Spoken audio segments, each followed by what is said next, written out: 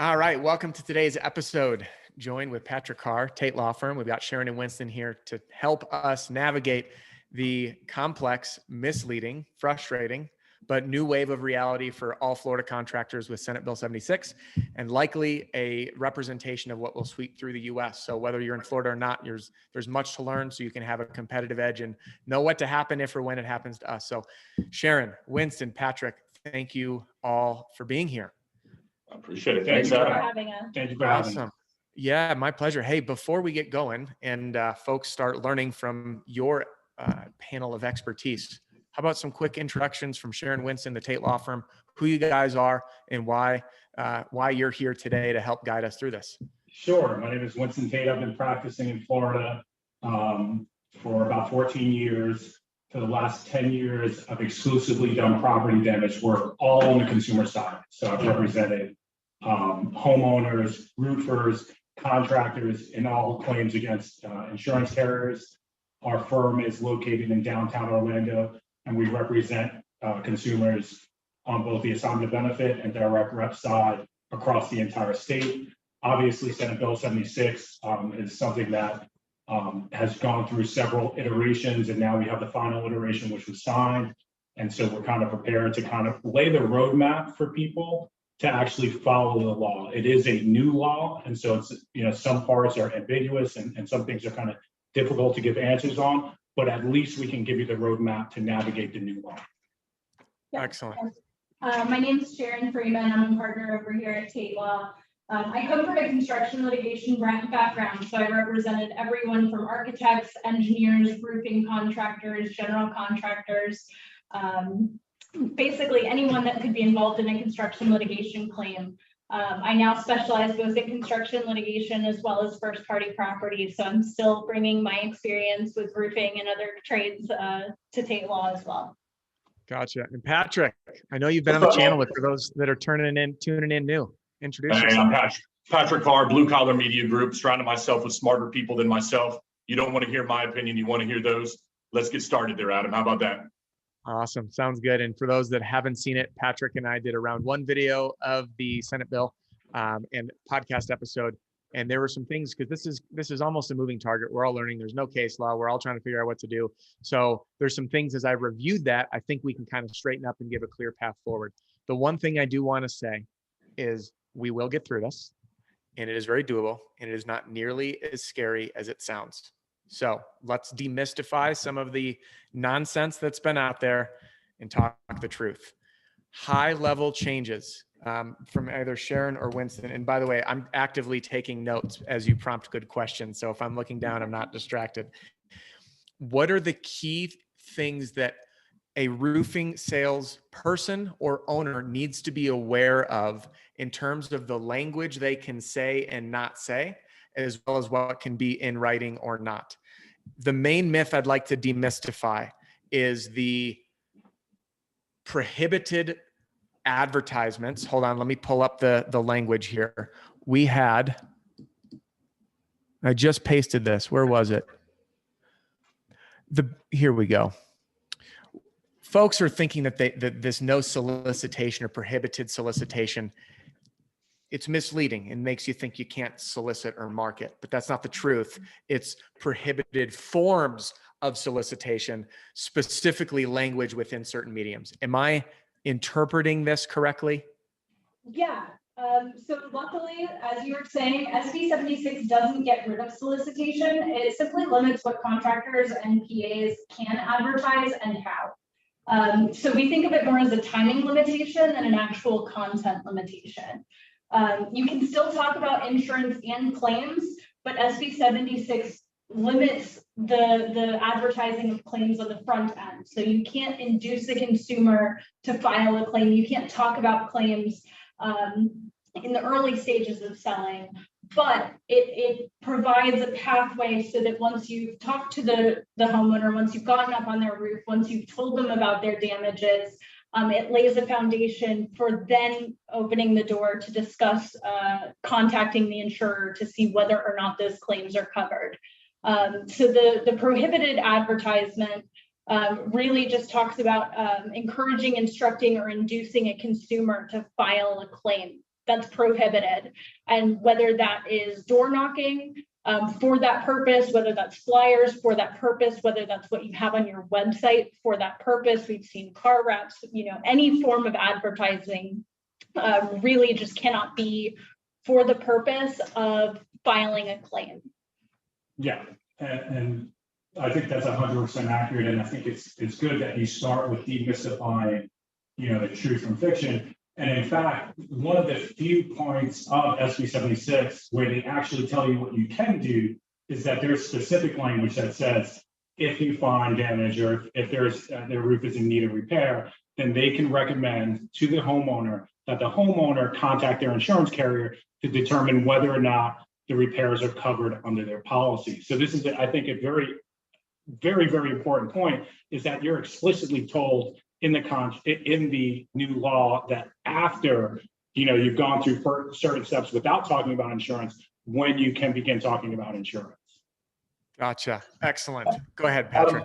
If it's okay, I'd like to kind of a realistic scenario for your listeners and your viewers out there, okay? Because here's where I think your sales reps are going to get kind of screwed up. You get up there and you're good enough to get the inspection. Great. You gained their trust and you got up on the roof. All right. Now you're coming down off the roof, Adam, and we all know what happens at that point. They're going to ask you that question. What do you see? What kind of damage? What should I do?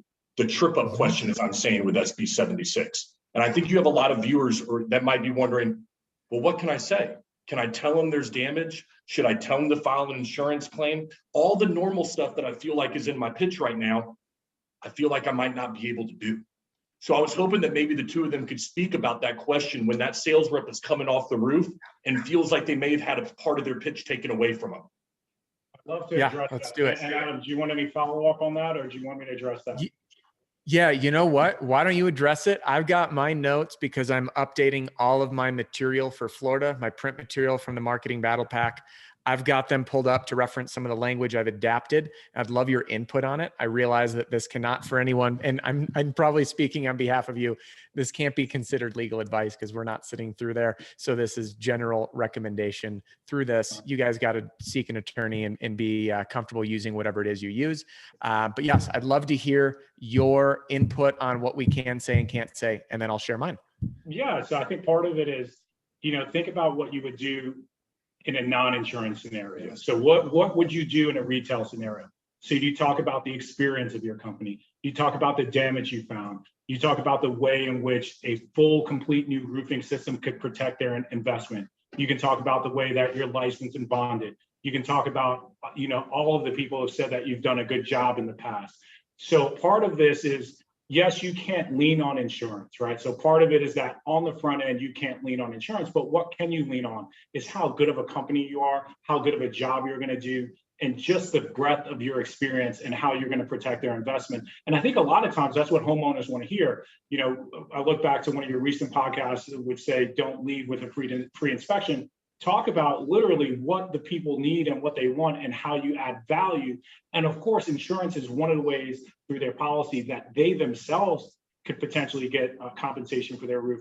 But talk about all the amazing things you can do to help protect their investment. And I think that would go a long way. And none of that is prohibited under the new contract. Of course, you can talk about how you're licensed and bonded. Of course, you could talk about all the homes that you've put on in the area. Of course, you can talk about shingle type quality and how you're going to help, you're not going to leave any nails behind and you're going to be better than every other contractor. So I think there's a wealth of things that you can discuss without leaning on the crutch of insurance on the front end that can help you actually endear yourself more potentially to a homeowner.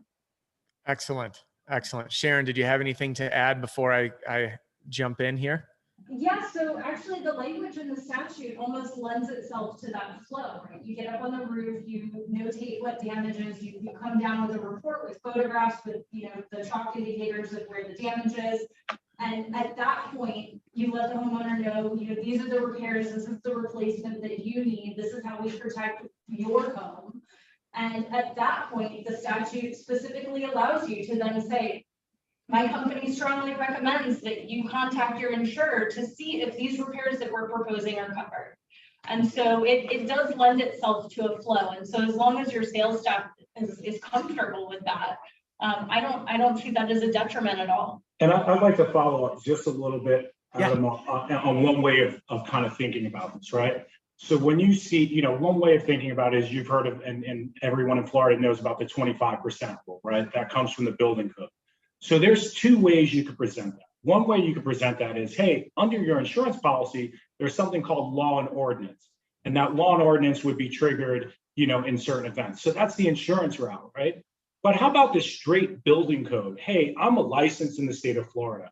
I have to perform these repairs according to the building code. And the building code mandates this. So that's a perfect way of literally saying the exact same thing. And one is in an insurance manner and one is in a manner based on the building code, which of course you can talk about. You have to, in fact, follow. So this is the perfect example of saying the same thing, just in a different way and in a way that's not prohibited under the statute. So law and ordinance only comes into effect when you're dealing with an insurance policy. Building code, that's something that the homeowner wants to hear, is that you're complying with the building code. Gotcha. And it is a gray area, isn't it? Because what I'm understanding on this is we cannot advise a homeowner based on policy coverage or policy details. So with that 25%, would that be something we'd almost need to zip it just a little bit and tone that down? Yeah, no, that's interesting. And that's part of the differentiation. 25% comes from the building code. Of course, you can talk about the mandates in Florida law under the building code. Law and ordinance under insurance policy is what the building code triggers law and ordinance. So yes, I'm saying that you can say, we're going to do this job in compliance with the building code. You can say that all day. And that's where 25% comes from. What you probably want to avoid is law and ordinance and talking about coverages. And as I like to point out, that's not only prohibited under SB 76, that's also prohibited under the new bill, SB 1598, and it's also prohibited under current Florida unlicensed public adjusting statute. So even though it's repeated and it's duplicative in SB 76, it already exists in Florida law that you can't essentially act as a public adjuster anyway. And just to add to that, you can use that. Contractors are expressly allowed to talk about their bids and why their estimates are the way that they are and why you're including that work. And so where you have a full roof replacement versus just a repair, you can then explain that the building code is the reason for requiring the full replacement versus just a repair. Huge. This is a big deal for everybody listening. I'm going to just wrap this up in roofer talk. You can communicate your bid. You can't negotiate with the insurance. You can't tell the homeowner you're going to represent them. This flies just fine in many other states. There hasn't been an issue. Florida is different. So if you need to communicate your estimate, you get partial payment or something, you can still submit your bid to the insurance company and you can communicate to the homeowner that you will submit your bid and reasoning for that bid to the insurance company on the homeowner's behalf, specific to the construction process. So we want to leave out the language of the claim, the coverage details, any of the ins and outs that we may know of the insurance process. Don't say the word insurance. Don't say the word claim to be conservative. And as if I understand that right, we should be A-okay. That's right. The only thing I would add to that, Adam, is when someone comes off the roof and they're talking to that homeowner, I think it's important to sell yourself, sell your company, and then sell your product. All right. So what I mean by that is you're going to come off that roof and you're going to tell them what that damage is. And then they've got options. About every company is going to offer 3 different options: financing, cash, or insurance. Once you've sold your product, then they have the option to make of how they're going to pay for it. Now, if they choose insurance, the next question is going to be, is it going to be covered? And then I think Sharon's statement is where you roll off of that. I highly recommend that you contact your insurance carrier for determination of coverage. Well, is there damage? They're going to make that choice for you. However, though, I'm a great contractor and I'm going to be here every step of the way to show them what I see up there. So if you go that route, don't worry, I've got your back. If you decide that you're going to go financing or you're going to pay cash jobs, I'm the best man in town. The reason I know that is because I did so-and-so's roof and so-and-so's roof, like I told you earlier. So what do you say? What's the best option for you, Mr. and Miss Homeowner? Well, I'd like to file an insurance claim. Great. Let's get that started right now. Excellent. 2 follow-up questions then. And I agree with everything you just said, Patrick. Follow-up question number 1. Can we file the claim with the homeowner? Many roofers teach to dial the claims hotline with the homeowner. I'm going to make an assumption that that would not be advisable.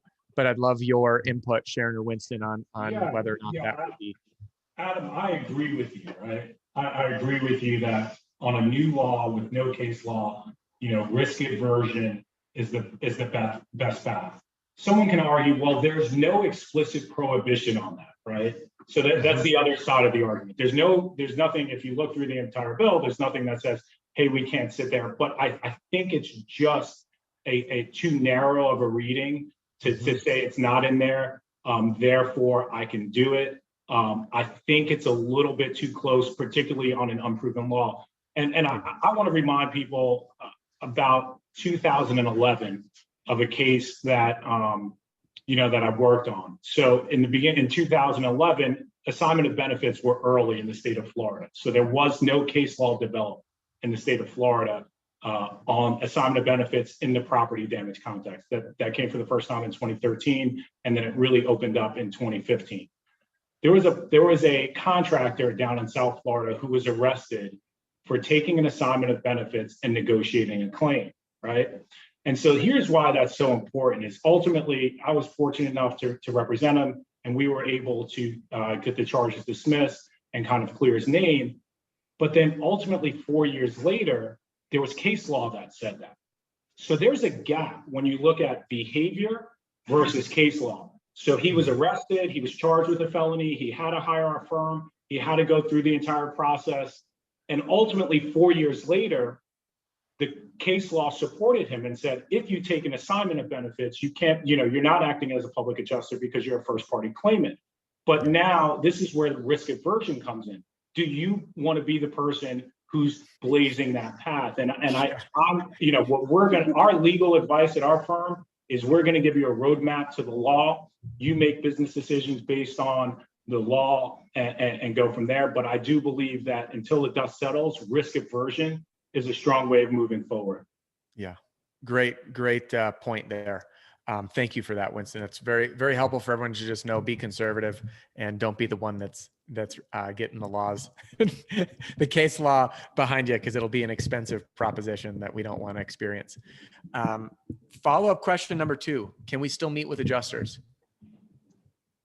There's nothing that prohibits you from meeting with an adjuster. Really, what SB 76 focuses on is protecting the consumer and making sure that these roofing contractors are not pushing claims. So really, at the end of the day, you just want to make sure that you're selling roofs, you're not selling insurance claims. Easy enough.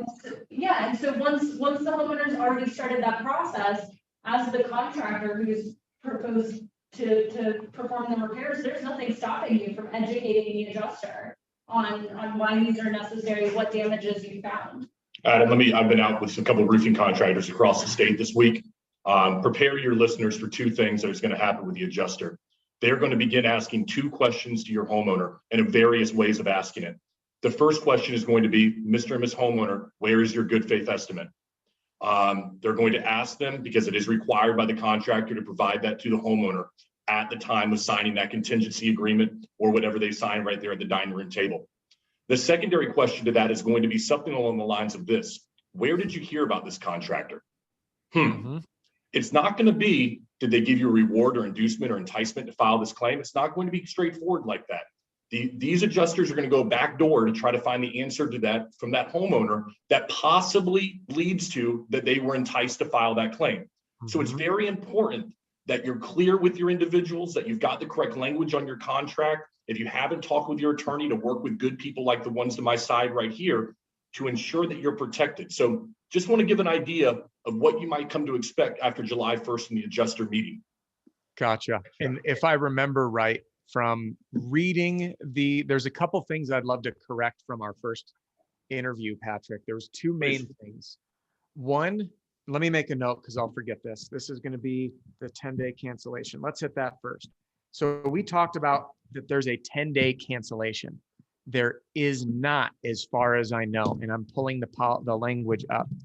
What it says is a contractor may not execute a contract with a residential property owner to repair or replace a roof without including a notice that the contractor may not engage in the practices set forth in paragraph 2B. If the contractor fails to include such notice, the residential property owner may void the contract within 10 days. So long as the language is on there, which if my memory serves is lines 136 to 142, Right. which basically says I didn't offer you a rebate, I didn't tell you to file a claim. So if the homeowner has that in writing and is signed, there will be, I'm making a strong claim here, I'm guessing there will be adjusters that get a little aggressive and say, they knocked your door, it's illegal, they're not interpreting it right. So by having that language on there and having your customers autograph that is your protection against the he said, she said. Read it out loud, have them initial. I showed up today to do a free damage inspection on your roof, not to encourage you to file a claim. I did not pay for it. I did not guarantee any outcome. We're clear on this, right? Yes. Super. You're choosing to file this claim on your own free will. Yes. All right, cool. Then that's, my hands are clean. So correction on that, the 10-day is if you do not have that language. Is that correct, by the way? Yeah, so that's absolutely right. I think there is one point of clarification is that I don't believe that the language alone absolves you from any potential liability under the bill. Unfortunately, there is no one magic thing that can be signed. What the bill says is if you put in the language from 2B, then that 10-day rescission doesn't happen. Now, if that language is forever, absolves you from any liability, I think that's a false way of looking at it, right? It's very much like, let's talk about it in roofing terms, right? We're here talking about roofs. If a homeowner signs a certificate of satisfaction, right? So they're happy with their roof at the end of it. And a week later, the roof, there's workmanship issues, right? And it's leaking. Does that mean that certificate of satisfaction means that you absolutely put on the best possible roof? Not at all. It's just evidence that they were happy with the job when you finished it. So when you're getting that sign and saying, hey, we didn't violate any provisions of the statute, it's just evidence that at that time, they're making that assertion. That assertion can change. That evidence, the weight of that evidence may vary, but I just want to be clear about that. It's not, hey, sign here and I can never be, penalized under the statute. Thank you for that clarification. That's a very important point. That is a very important point. I got to sit in arbitration on one of those exact processes in certificate with someone that had some complaints. So thank you for that. So that's clarification 1 on the 10-day. Clarification 2, Patrick, you and I talked about not being able to use the word free or guaranteed. We can use the word free in the right context. Please correct me if I'm wrong. My understanding is we can offer free inspections or free property damage assessments. We cannot offer a free roof, a guaranteed free roof, guaranteed roof replacement, zero out of pocket, anything like that. But from my understanding, the big differentiation is applying this word free, meaning you're going to get a free roof, we'll eat your deductible, file a claim, get a free roof. But what we can offer from a marketing standpoint is the opportunity at no cost to conduct a assessment or inspection of the property without implying any particular outcome or guarantees thereafter as a result of the inspection. Is this an accurate interpretation of that? Yeah, and again, if you treat the sale as though it's a cash job, that's going to be a really good, at least initial indicator of whether or not you can use certain language. So talking about a free inspection, you would use that for a cash job, whether a claim was being filed or not.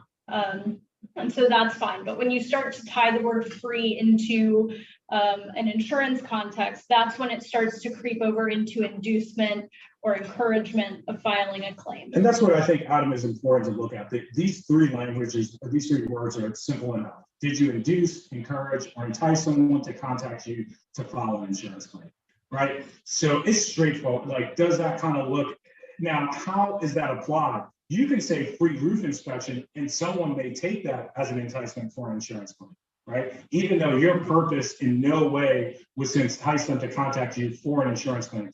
So here's one of those areas where really our advice has to be what the law says. The law says you cannot induce, encourage, or entice someone to contact you for an insurance claim for the purpose of an insurance claim.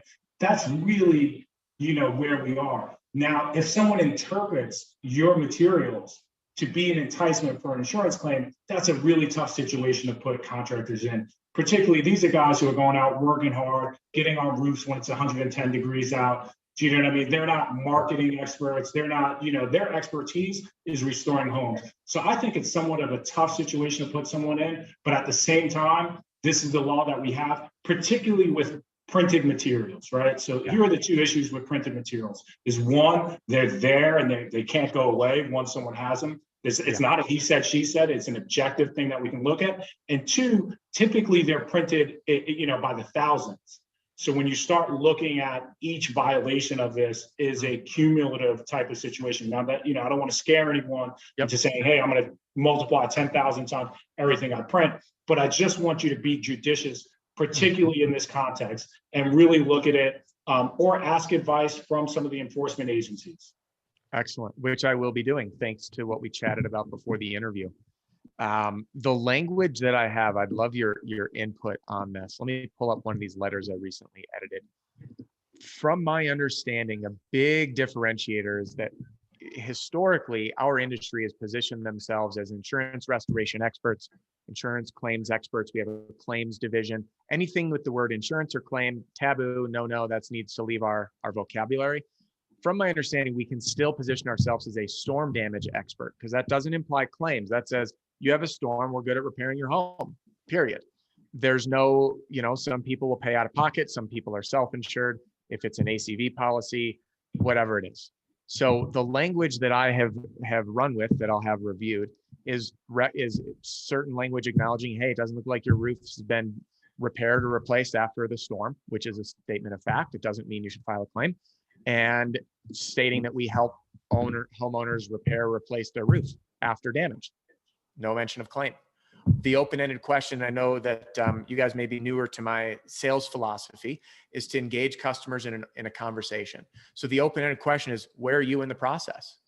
Well, what process of getting your roof addressed after the storm? Doesn't imply that it will be a claim. Is where are you at?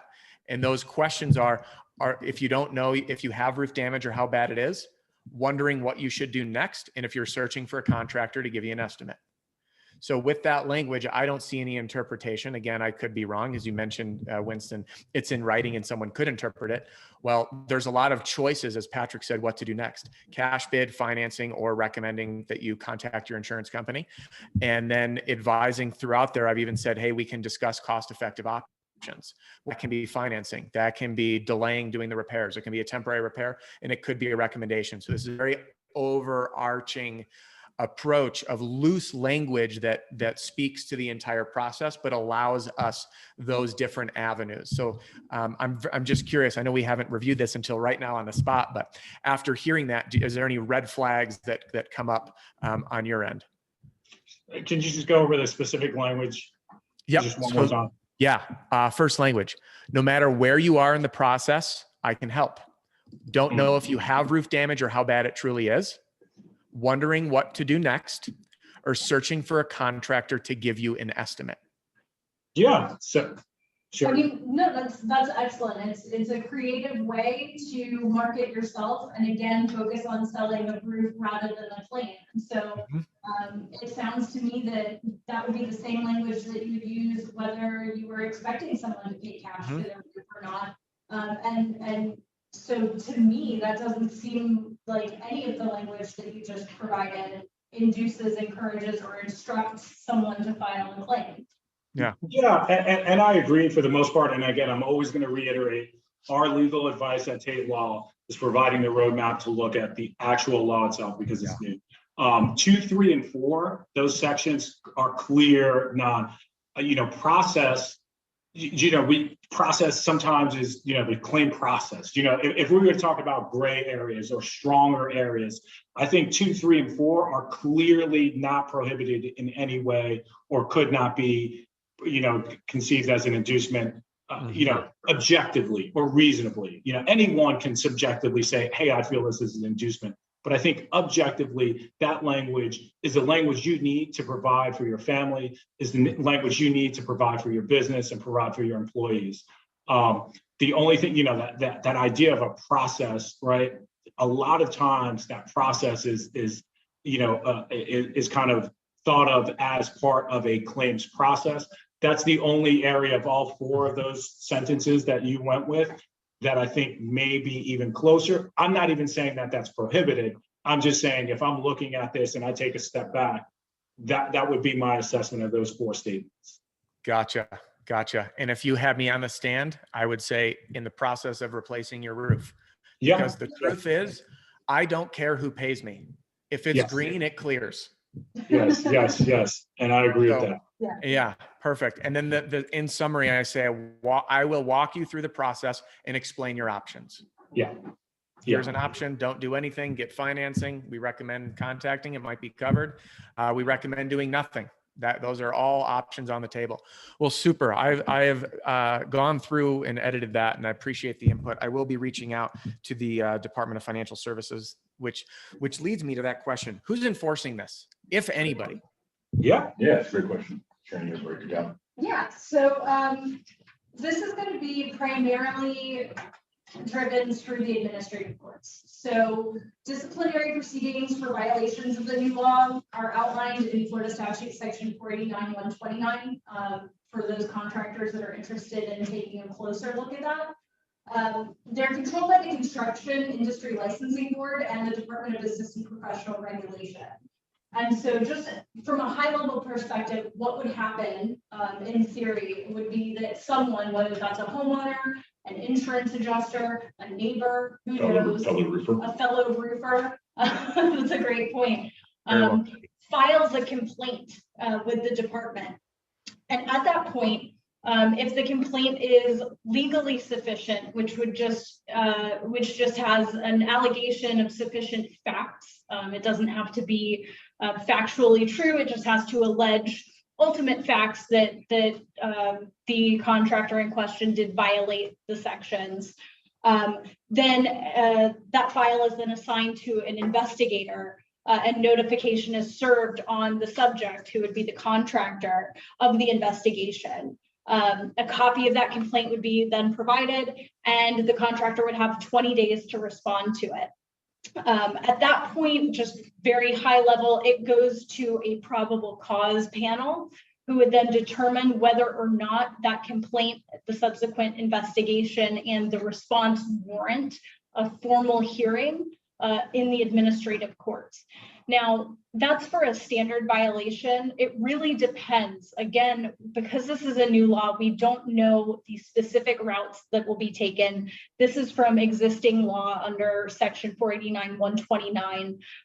But I know that several sections of the statute do go into unlicensed public adjusting being a felony. And so at that point, depending on the specific allegations, this could be a criminal matter, it could be a civil matter, or it could be an administrative matter. And so really at the end of the day, we want to just have all of our contractors lay low, follow the rule as closely as possible, and just stay under the radar, because that the proponents of this bill, they're looking to make examples of someone. Yeah.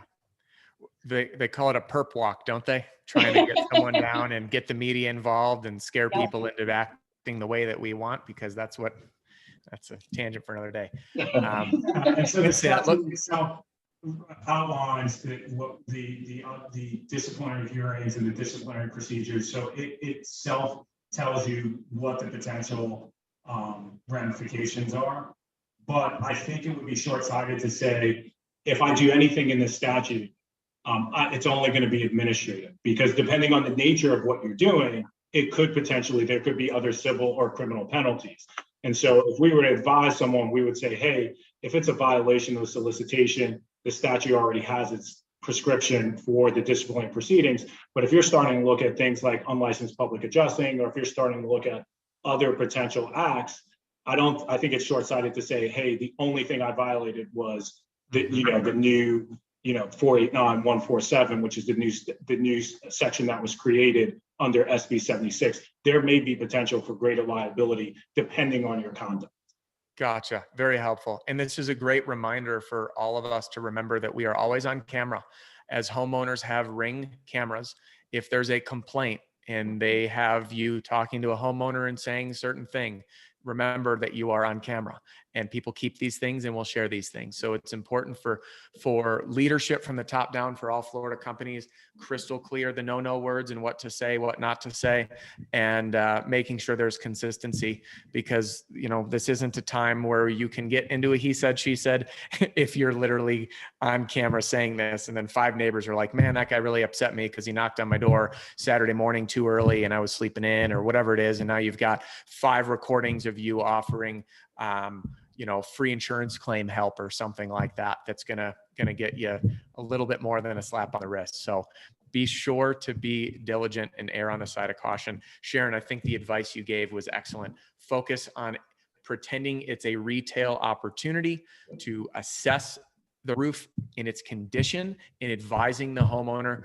on the appropriate next steps, focused on the repair, I'll get you a free roof. This is what's going on. This is what we recommend. And we may recommend that you contact your insurance to see if these damages are covered under your homeowner's insurance policy. And if you go that route, I'd be happy to meet with the insurance adjuster to point out what I have found as damaged and explain my bid or my estimate on this roof.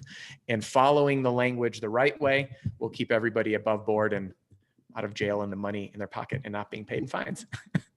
Adam, one of the things that I've advised, and I know that I've been at presentations for both of these two and said the same thing, is, for those of you like myself that have made a few mistakes in life, you probably had your Miranda rights read to you.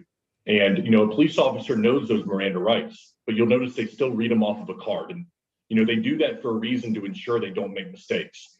And as I look at the pitch in the initial part of July, I would advise that if you are a sales manager, to work with your crew to look at it sort of like Miranda rights, and to work with the things that you're saying, the people that work with you, to say the right things over and over again. Because there's going to be a tendency as a sales rep to open our mouth, to say a lot, to try to word vomit, because that's what we're used to doing. And we're used to not having those restrictions on what we say. But making that a Miranda rights type of deal, to where this is the language and this is what I have to say right now, it kind of reels people back in on your team, to ensure if you are a contractor, you're not fined for an individual taking it upon themselves out there in the field. So that's kind of the way that I've looked at this, as just, kind of working out there and meeting some of the people. Yeah. And again, and to follow up on Patrick's point, the statute itself allows you to do that, right? It says that you can suggest or otherwise recommend to the consumer that they contact his or her insurer to determine if the proposed repairs are covered under their insurance policy. So this is if as much difficulty as people want to say that this may cause them, you have an out, right? You have language that the statute itself and the new section says that you can tell the consumer. And the closer you stay to that, and the closer you stay to selling your services, I think, it is as safe as you can possibly be. That's very, very helpful information. The 2 key things that I will be advising my people is and I never teach to pitch anything right out of the gate. You're there to start a conversation and ask the open-ended question. Where are you at in the process? Or when was the last time you had your roof inspected and routine maintenance conducted? That language leading at the door, I don't see any way that could get you in trouble. When you're up on the roof and you offer a free inspection and property damage assessment, if you show photos and you say, here's your options. And I'm curious what Sharon and Winston, you think about this, but I watched a few other folks online who've had attorneys or public adjusters there that recommended using the language that they say, which is to say, I recommend contacting your insurance company to see if this damage will be covered, but leaving it kind of at that and saying, hey, you can't even say, actually, I shouldn't say this. I want your opinion on this. Can I say, I have seen damage similar to this get covered, but I can't tell you whether or not your insurance will. So therefore I would recommend doing this. All right, great. So don't do anything I just said. That's great that we brought that up. There's a specific prohibition on discussion whether or not it's covered. I think Sharon's got the best line though for it. What is Sharon's got the best line for that I said? We highly recommend that you contact your insurer to see if the proposed repairs are covered, because that way you've already gone up on the roof. You've already told them the cause of their damage, the extent of their damage, how you are going to fix that for them. Mm-hmm. And then the last step is easy. we recommend that you contact your insurer to see if this is covered. Perfect. Got it. So no mention of previous history dealing with this stuff. Just pretend like, is that? I think that can be Yeah. clearly construed as a statement regarding a coverage determination. Yep. And that's an Gotcha. exclusive prohibition in 1598, Yep. which was passed by the governor on June 16th. It's a specific prohibition on 76, and it could be conceived as a violation of 62854, which is unlicensed public adjusting. So Gotcha. depending on how much you get into that. So And that's a lot heavier. That starts to get back into the criminal realm and away from the administrative realm. It's not worth it. It's not worth it. And maybe you can think of, hey, let them do their job and we'll do our job, right? Yep. And then, they may or may not, let them do their job and we'll be here for you to support you every step of the way to restore your home, to restore your roofing system and protect your investment. Some of that language to me, and of course, Excellent. I'm in court or I'm in mediations, but some of that language I think would get me, if I'm a homeowner, talking about restoring my investment to pre-loss condition and how you can help me do that. Let's use insurance a little bit less as a crutch. And you guys do great work. I mean, all the roofers that I work for, I'm astonished by how incredibly diligent they are, how much they have to go through in getting jobs. So you can talk and you can go all the way into how much you can be a benefit to them protecting their property without talking about insurance. Hey, Adam, I know this is your show, but I got a question for both of them that I've gotten out there in the field. Inevitably, when an individual files a claim, one of the things they worry about is a denial. What happens if the insurance company doesn't cover my claim? I think that could put a sales rep in a very precarious situation of, now are you talking about what you're going to do in a denial? Because if you're saying that I'm going to cover you for a denial, we're going to help you through this process, I can construe that, I think, as enticing a homeowner to file a claim, because you're telling them, don't worry about the denial, we'll fight it for you. We have a legal team to back you up. Because I've gotten that question. I'd like to know the answer myself. I don't know. Yeah. I think it's really just taking it one step at a time. I feel like a lot of times people get ahead of themselves and start to think, well, what about step 3? What about step 4? When really step 1 is just talk to your insurance carrier, see what they have to say. And at that point, we can take it from there. And then the other thing is drawing straight lines with the services you can do, right? Mm-hmm. So you can put on a roof, right? The insurance company's job is to investigate, find coverage. So they can do their job.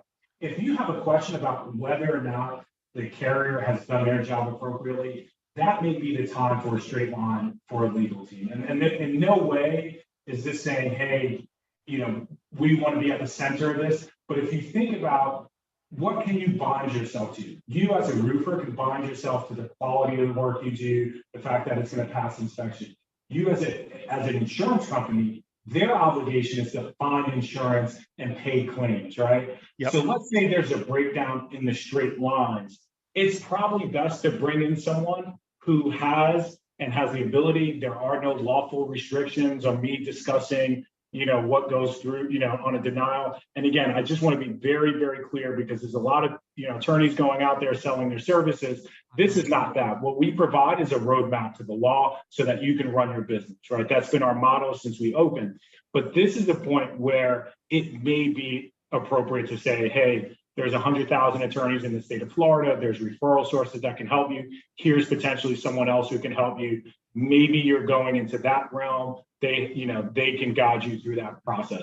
I think that drawing straight lines may be the easiest way. You can say, I can sit here all day and talk to you about underlayment and how we're going to protect your home. And I can talk to you about decking, and I can talk to you about, ridge caps, and I can talk to you about all the things we're going to do great. But when it comes to interpreting policies and what carriers do, maybe we're going into a realm that, professional help can assist you with.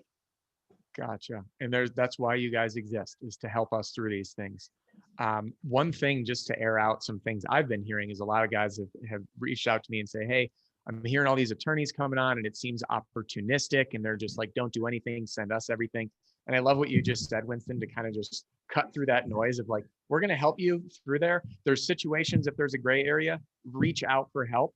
And if there's people on your team and you need to connect with a great law firm, do that. connect with Taitt Law Firm, talk to them, get advice, and always err on the side of caution. So I really appreciate your candor of saying, we're here to help, but this isn't the time for us to say, stop doing everything you're doing. The world's going to freeze over. You need to call us for every single claim that ever comes through. So thank you. 100%, 100%. And there's a lot more that we have to make through on this bill. We have to talk about providing good faith, detailed estimates contemporaneously with contracts. There's a lot more that we can talk about, because ultimately what you want to do is control your own destiny. And so you want to look at this bill and you want to look at how it's going to shape your business, and you want to take control of those things you can take control over. So we can go more and more without talking about lawyer services. I think one of the things we talked about, Patrick and I talked about, and I'm sure would be interested, is what constitutes a good faith, detailed, itemized estimate? When does it have to be provided? What's the manner that we can demonstrate that this was provided contemporaneously? So there's a lot of areas that, we can still interpret and provide that roadmap on, that you don't really need our service. You don't need to call me to ask me. Once I tell you what a detailed itemized estimate is, the homeowner doesn't need me involved. At that point, the roofer doesn't need me involved at that point, but they need to control their own destiny and make sure that they're providing that with any agreement authorizing repairs. And that's a big one. And I'm not sure if you had that teed up for us to discuss, but I think that's an important aspect of this bill that we haven't discussed yet. Yeah. Let's hit it. Share that. I mean, it wasn't on my list. I am aware of that. I try to avoid what should be on a contract from my side of the world, because I am focused on the sales and marketing. That being said, this is directly tied to sales and marketing, because if you're getting ink on paper, it's good to make sure you have these details. Patrick and I did discuss the itemized estimate, but share away, Winston. My point is that everyone needs to know that if you're submitting to a homeowner an agreement authorizing repairs, you have to contemporaneously provide a good faith, detailed, itemized estimate of labor and services, right? This comes straight from the statute. And a lot of people don't do this. A lot of people say, hey, we'll do what the insurance company says and we'll supplement out. Let's put aside that whole language and let's just think about what program are you going to run? Are you going to have carbon copies with the 15 highest items you use most frequently and leave that with them? Are you going to email something contemporaneously so you protected yourself and you have proof that you left them an estimate because you emailed it, texted them, sent them electronically, sent them a copy that they initialed? Those are things that I think are important, is establishing that you left that estimate as you got that authorization signed. And that's a big one for me. That's a huge one. Adam, pretend it's a scope. We spoke about this in our last podcast, the detailed good faith estimate.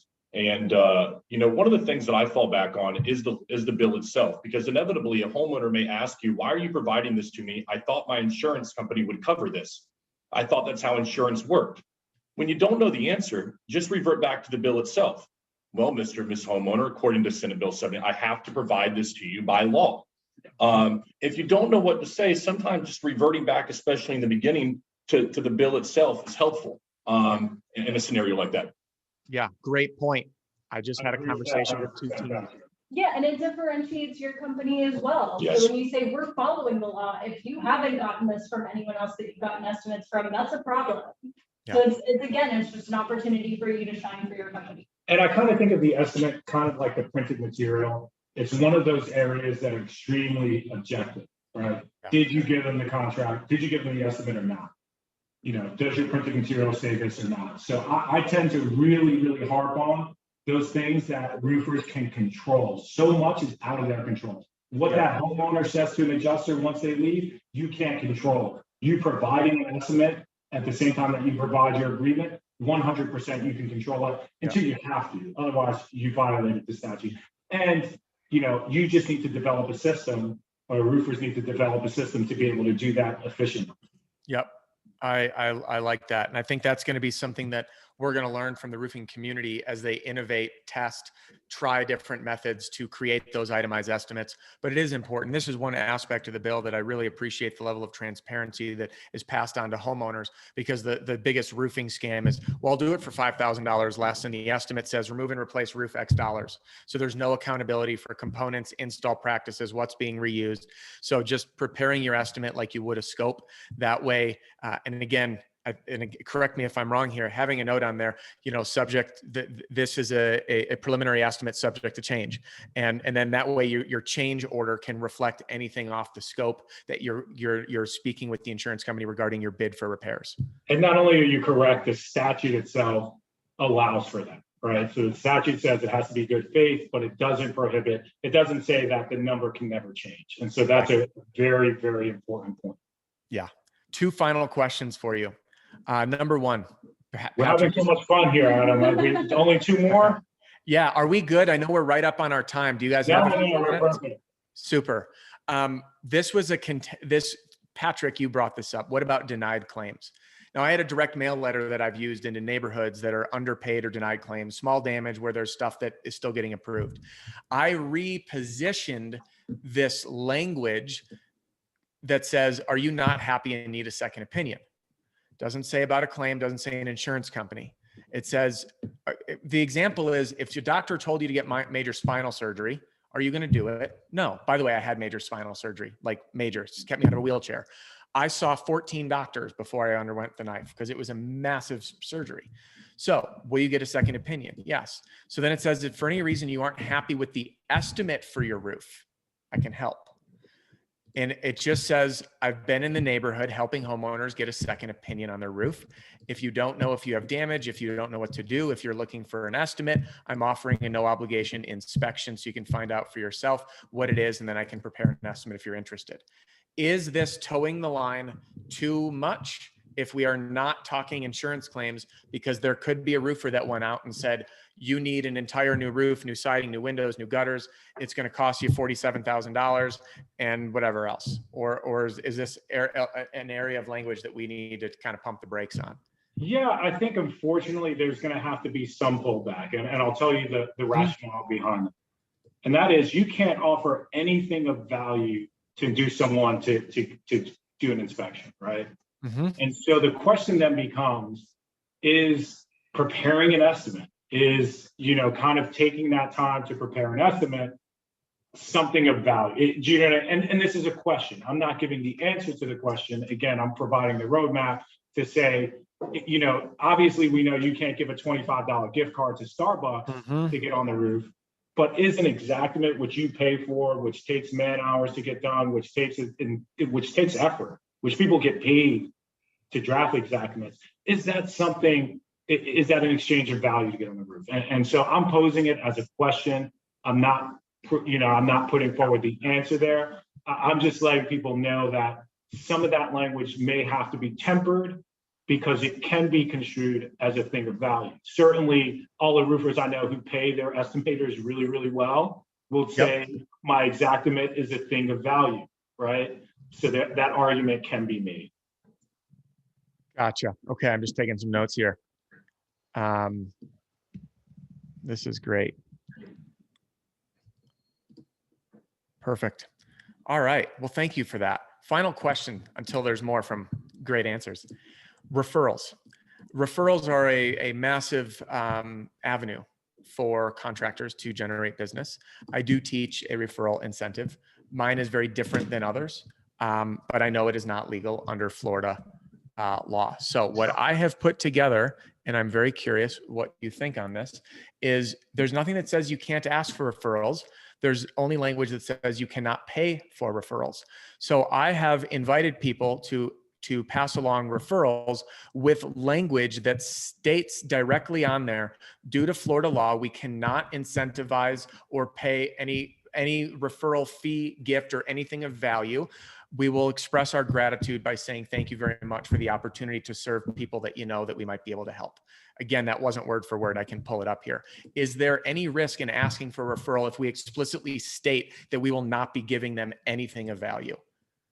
Right, and that's a great question. So I really like the way that you phrased that and that you're offering gratitude. But no, I mean, the SB 76 prohibits receipt of anything of value that would be paid out from any insurance claims. And so if you're not offering actual cash or gift cards or anything of actual value, there's nothing in SB 76 that prohibits someone from referring business to you.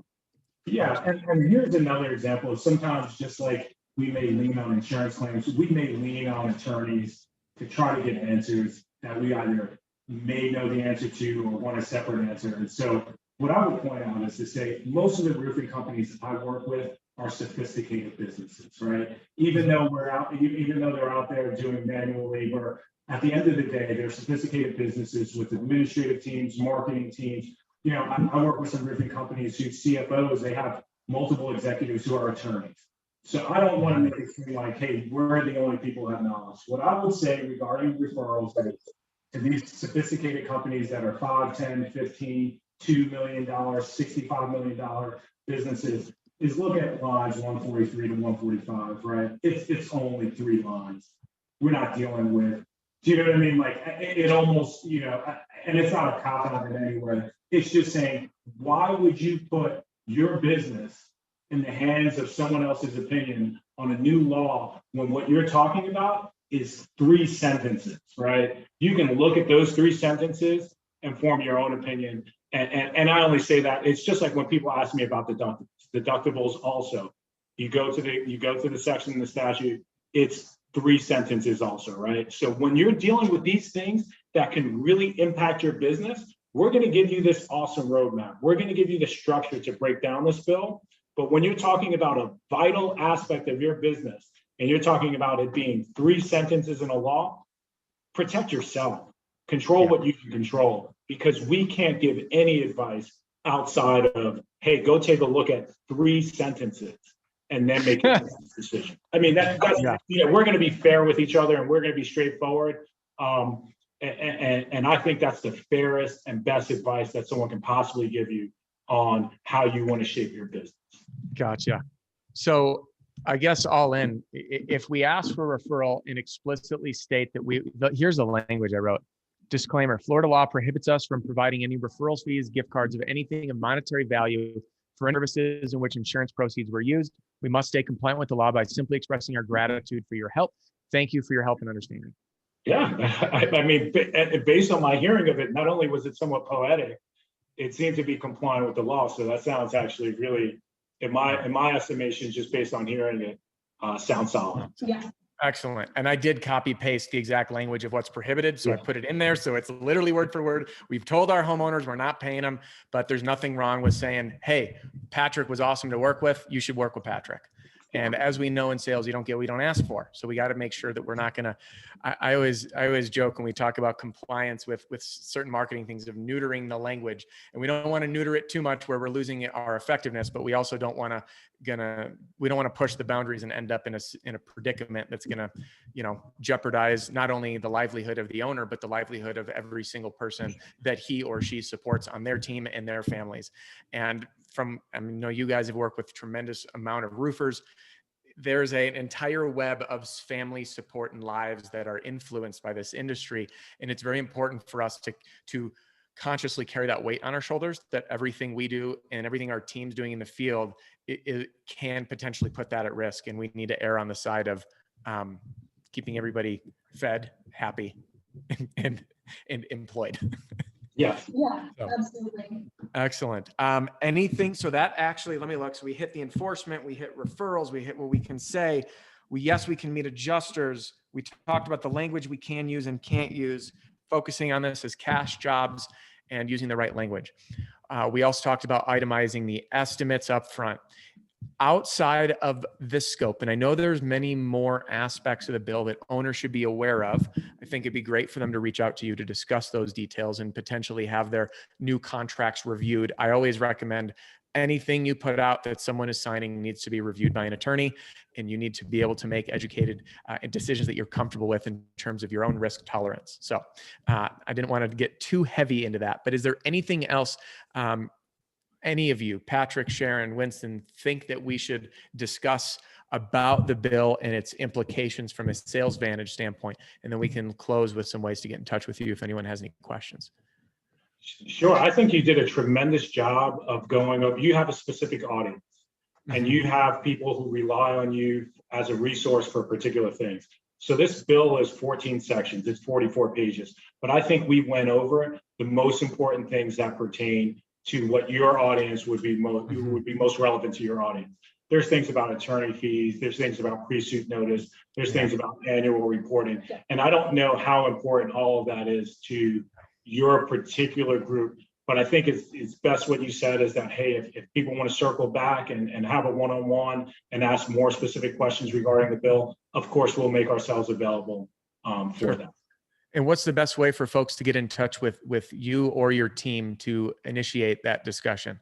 Sure, and this sounds like a risky proposition because I know Patrick's last video got over 3,000 views together, but I'll go ahead and give my personal cell, which is 352-408-4250. I would just prefer a text. No, I think it makes sense, right? It's the easiest thing. I get 700 emails a day, so it's easy. It's a little bit easier to just text me, hey, Winston, I have a question. Can you and Sharon meet us?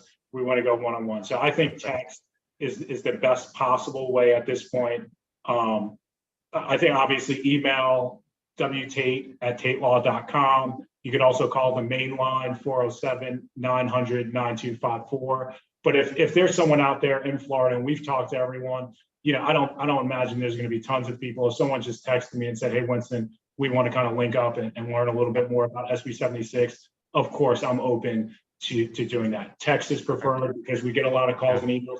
And the reason why I led with that is I get so many emails, and this is so important. And this law is going into effect a week from today. Yeah. So there's not time, that's another thing. We don't have time to necessarily say, all right, email, go through my head paralegal, we'll get it set up. And that's the only reason why I give my personal cell out. Well, thank you for putting yourself in that position. Sharon, is there anything you'd like to add? Yeah, absolutely. So if you go to the website, www.taittlaw.com, you can actually schedule calls with anybody on our staff, whether that's a partner, whether it's associates, staff. You can coordinate and set up a telephone call directly on our calendar. So excellent. We have our full availability open. You just select a time slot that works for you, put in your phone number, and it blocks out 30 minutes on our calendar. So we'd be happy to answer any questions that you guys have. Perfect. I appreciate that. I know. And I don't blame her.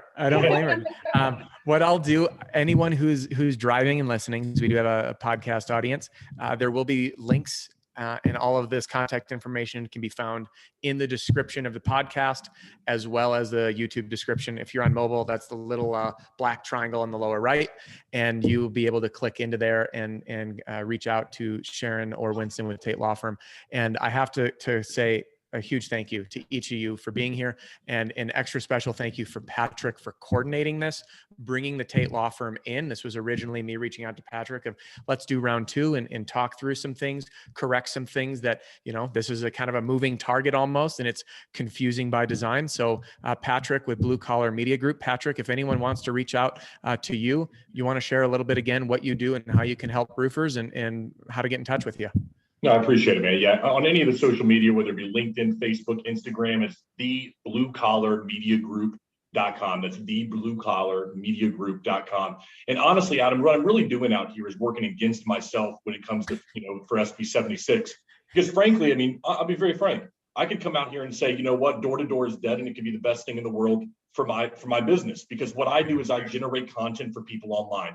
I go out there rooftop. I help people express their story and who they are through video. And so what I look at, though, is it's not the right thing. Door to door is not dead, and it's alive and well. And what I would leave your viewers with when it comes to my opinion is that I have been fighting a battle lately against insurance companies that are sending out letters to their homeowners expressly stating that door to door is not allowed by contractors. Mm-hmm. It's not right. It's fraudulent, in my opinion. And for me, it's just hypocrisy at its greatest scale. However, though, I think it's an immense opportunity for door-to-door reps, because immediately you may be able to interact with that homeowner who says you're not allowed to be here door-to-door, and they're telling you can't. It gives you an immense opportunity to educate and to bring that homeowner into your sales presentation. Mm-hmm. So while they don't want to do things the right way from the big insurance side, I think it gives an immense opportunity to our reps and to our contractors to just use that bad information against them. And that's what I would tell people to do out there. I love that. Educate homeowners on the truth. Yes. Just before this, I interviewed a first-year sales rep, age 60 years old, sold 2.2 million. And he said to me, you know how I win business? I educate homeowners on their options and how I can help. And it's that simple. So I imagine we're going to be facing a new wave of objections and resistance at the door due to this misinformation, emails that are going out by insurance companies. And this is an opportunity for us to shine. And it might not be the worst idea to have some of this language with you. So for the folks who do push back, you can say, listen, we have read through this. I've invested time with attorneys, our company revising things to be compliant in order to continue to serve our community and serve our customers. Because at the end of the day, no matter what laws are there, these needs don't change. And we're here to fulfill those needs for the people who need it most. So excellent. Well, Patrick, thank you again for organizing this. Winston, Sharon, I can't express enough gratitude for doing this and helping support our community of contractors through navigating pretty much in the dark with a blindfold on after spinning in circles around a bat and trying to say, hey, I'm just going to throw my livelihood out there and hope I can navigate this bill that no one really fully understands and there's no case law, but let's see what happens. And I think you've done a great service to Thanks, your Adam. audience, Adam. Yeah, you I may. think you've done an incredible service to your audience. Awesome. Absolutely. Yeah. Well, thank you all. We'll call it a wrap. There will be links in the video description and podcast to get in touch with all three of these incredible people here. Sharon, Winston, Patrick, thank you again. And we'll call it a wrap today. Thanks, guys. Thank you. Thank you.